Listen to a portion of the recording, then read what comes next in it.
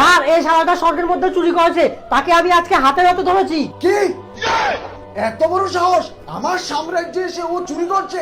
এ চিত্রগুপ্ত দেখ স্বর্গের মধ্যে চুরি করলে তার কি শাস্তি হয়। আচ্ছা স্যার ঠিক আছে স্যার, যে স্বর্গের মধ্যে চুরি করে তাকে গরম গরম তেলের মধ্যে ভাজা হয়, আর ভাজা শেষ করে তার পুটকির মধ্যে 10 বার গরম রড ঢুকিয়ে দেওয়া হয়। আচ্ছা ঠিক আছে, তাহলে ওটাই শাস্তি দে তাকে। ও স্যার স্যার স্যার স্যার আরেকটা সমস্যা আছে। হ্যাঁ এখানে বলা আছে যদি চোর 20 বছরের নিচে হয় তাহলে তাকে কোনো শাস্তি দেওয়া হবে না, উল্টো তার সব ইচ্ছে পূরণ করে দেওয়া হয়। আমার বয়স তো মাত্র 12 বছর, তার মানে তোমরা আমাকে শাস্তি দিতে পারবে না, উল্টো আমার সব ইচ্ছে পূরণ করতে হবে।